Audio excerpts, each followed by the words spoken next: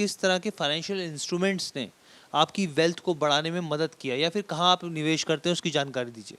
Sir, लोग मुझे definitely stock market से काफ़ी जानते हैं, क्योंकि मैं स्टॉक मार्केट के ऊपर काफ़ी सिंप्लीफाइड वीडियोस बनाता हूँ जिसमें लोगों को सीखने को काफ़ी कुछ मिले।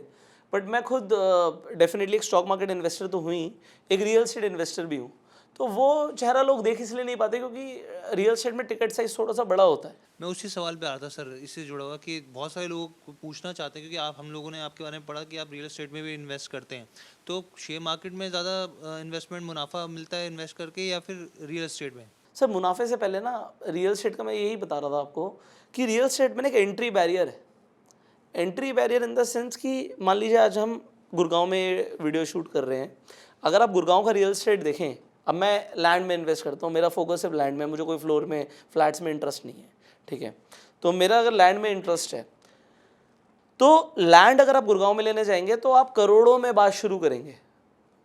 अब अगर एक आम इंसान जिसने अभी शुरू किया, या आम इंसान के लिए 1 करोड़ रुपये भी बहुत होता है, तो उसके लिए वहाँ पे ना क्या हुआ, एंट्री का बैरियर लग गया।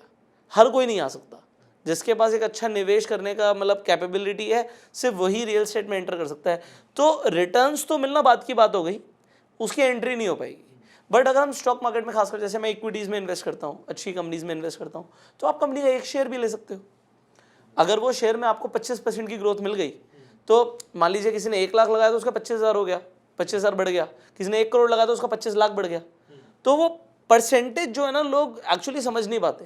रियल एस्टेट में हो सकता है। अब ये देखिए, मैं यही बोलूँगा, मैंने तो 10 साल पहले ही अपना करियर शुरू किया एक तरीके से, तो मुझे इतने साल तो हुए नहीं, क्योंकि स्टॉक मार्केट में तो लोगों को, रियल एस्टेट में लोगों को 50-50 साल का एक्सपीरियंस होता है। अब मेरी तो खैर इतनी एज भी नहीं है।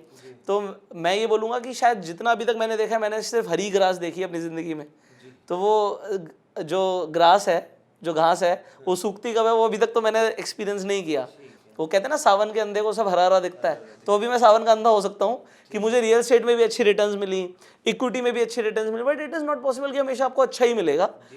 तो पेशेंस रख के चलना है, क्योंकि मैं एक लॉन्ग टर्म इन्वेस्टर हूँ। Whenever I am investing in land, it is not like कि मैं आज खरीद रहा हूँ तो मुझे 3 महीने बाद बेचनी है, ये तो दिमाग में है ही नहीं ना।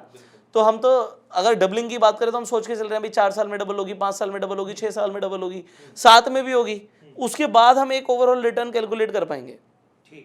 बट बात यह है कि आप पैसे को बढ़ाएं।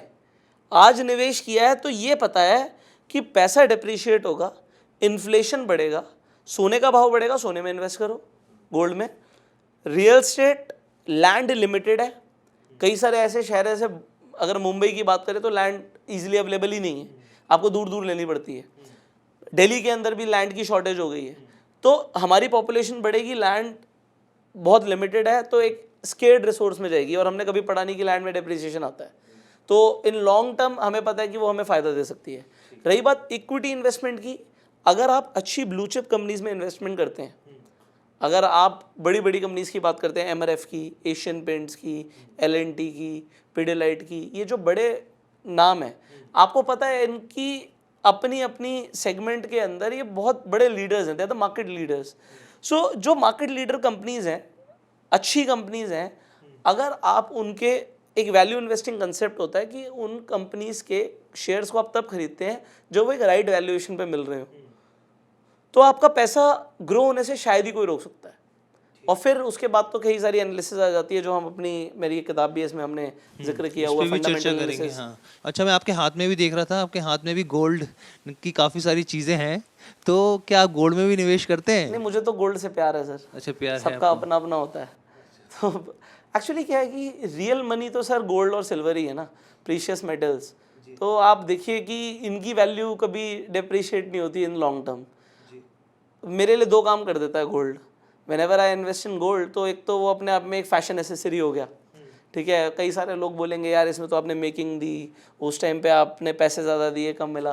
बट अगर अब मैं कहता हूँ ठीक है भाई, 1 साल की रिटर्न हटा दो, आज मैंने 15% फालतू दिया, 3% जीएसटी दिया, मेकिंग भी दिया, 15% 20% दिया, 1-1.5 साल की रिटर्न नहीं आई मेरी, बट वो चीज़ मेरे पास हो गई, ठीक है। तो आज की डेट में लोग सोचते हैं कि वाइफ को हम ज्वेलरी दिला रहे हैं, कई सारे लोग उसे अच्छा नहीं मानते, क्योंकि ओवरऑल रिटर्न्स एज सच वो प्रोड्यूस नहीं करती।